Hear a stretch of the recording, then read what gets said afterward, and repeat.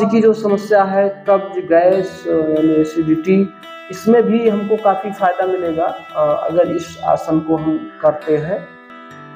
रखने के बाद में सबसे पहले क्या करेंगे, जो दाहिना पैर हमारा है उस दाहिने पैर को हम मोड़ेंगे, ऐसे मोड़ करके और उस पे बैठ जाएंगे। इसके बाद में दूसरा पैर भी जो है इसको भी ऐसे मोड़ेंगे, इसको मोड़ करके बैठ जाएंगे। इसके बाद में दोनों हाथ अपने पैर के घुटने पर रखेंगे और रखने के बाद में ये अपना जो कमर से पीठ की जो रीढ़ की हड्डी है एकदम सीधा रखेंगे, आगे की तरफ ना झुका हो ना पीछे की तरफ, एकदम सीधा करके और लंबी गहरी सांस लेंगे फिर, और एक बार ओम का उच्चारण करेंगे और जितना लंबा समय ले सकते हैं उतना लंबा समय तक खींचेंगे।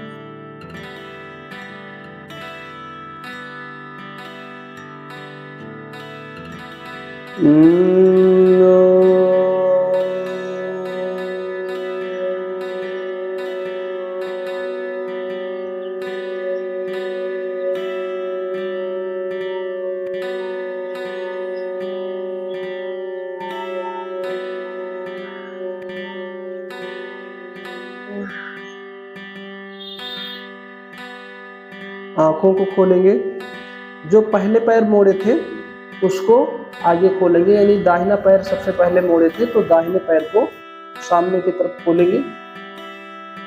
इसके बाद में बाएं पैर को भी खोल लेंगे, हाथ दोनों बगल में ही रहेगा। यही क्रिया अब पहले दाहिना पैर मोड़े थे तो इस बार पहले बायां पैर मोड़ेंगे।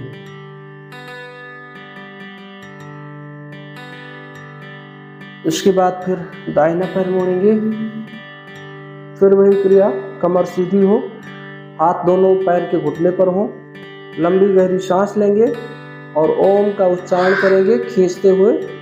जितना ज़्यादा समय दे सकते हैं उतना समय देंगे सांस को निकालने में।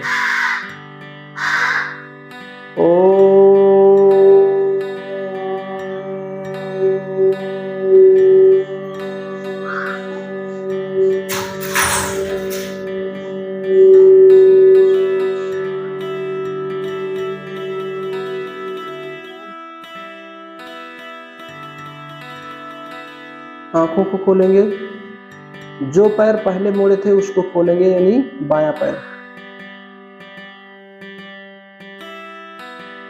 इसके बाद फिर दाहिना पैर। ये हमारा एक प्रक्रिया, एक स्टेप कंप्लीट हुआ। इसको हम 3 से 4 स्टेप कर सकते हैं। आसन तोड़ने के बाद में फिर उसी स्थिति में सुखासन में बैठ जाएंगे। ये जो वज्रासन है, वज्रासन नाम से ही स्पष्ट होता है, अपने शरीर को वज्र के समान करना, यानी अपने शरीर को मजबूत करना।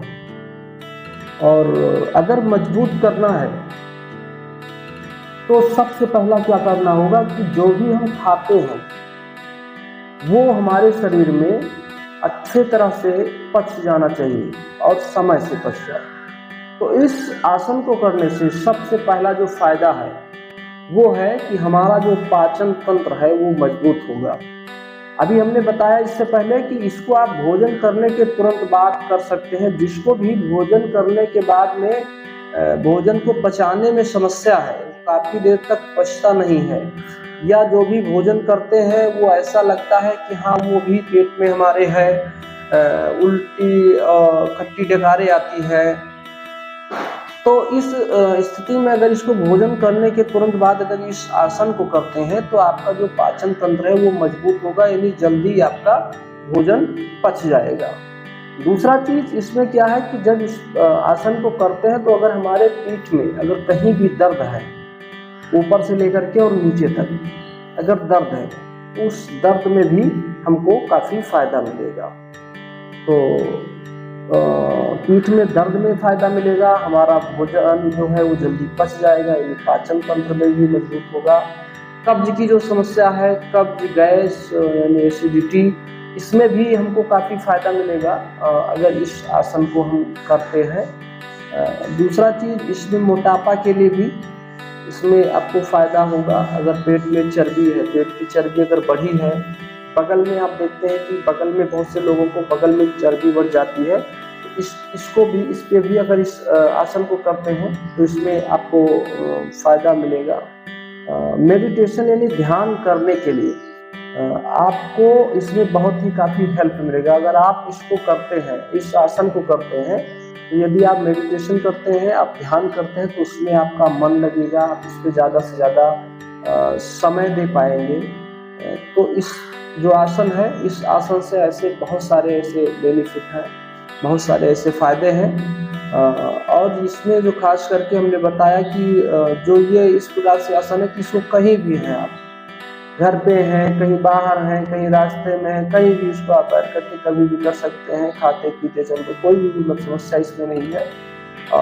तो इस आसन को जरूर करें। इस आसन को जब हम करते हैं तो इसमें क्या होता है कि पैर को मोड़ते हैं और मोड़ करके अपने पैरों के ऊपर जब बैठते हैं, इसमें हमारे जो जंघे हैं, जंघे पर हमारे दबाव पड़ता है, खिंचाव पड़ता है। तो इसलिए हमारा जो पैर भी है, पैर से भी अगर पैर में कोई विकार है, पैर से संबंधित भी अगर कोई समस्या है, तो उसमें हमको फ़ायदा होगा और हमारा पैर मजबूत भी होगा। घुटने में भी अगर कोई समस्या है, तो घुटने की समस्या से यानी दर्द वगैरह अगर रहता है, तो उसमें भी हमको फ़ायदा मिलेगा। क्योंकि एक्सरसाइज जो है, जो आसन व्यायाम जो है, वो फ़ायदा आप इस प्रकार से समझ लीजिए कि जब भी कोई भी आसन करते हैं और आपके शरीर के अंग, जो भी अंग हैं, अगर उसमें इन्वॉल्व होते हैं, तो उस अंग से रिलेटिव अगर कोई भी आपको समस्या है, तो वो आपको उसमें आपको फ़ायदा मिलेगा। और यदि समस्या नहीं है और आप आसन व्यायाम जो कर रहे हैं, तो जिस अंग पे उसमें इन्वॉल्व हो रहे हैं, उस अंग में कोई भी समस्या नहीं आएगा, यानी उस अंग को वो व्यायाम करने से आपको स्वास्थ्य मिलेगा। तो इसलिए हम आप सभी से निवेदन करेंगे कि जिस प्रकार हम सभी वीडियो में बताते आए हैं, यदि हमको अपने शरीर को, अपने जीवन को अगर स्वस्थ रखना है, सही रखना है, तो जिस प्रकार हमको अपने जीवन को चलाने के लिए भोजन की आवश्यकता होती है, उसी प्रकार अपने शरीर को स्वस्थ रखने के लिए और दवा मुक्त करने के लिए हमको अपने दिनचर्या में योग को जरूर शामिल करना होगा। तो इसलिए हम सभी लोग संकल्प लें, करें योग, रहें निरोग। इसी संकल्प के साथ में आज हमने वज्रासन को सीखा, इसको अपने दिनचर्या में भी शामिल करें और अपने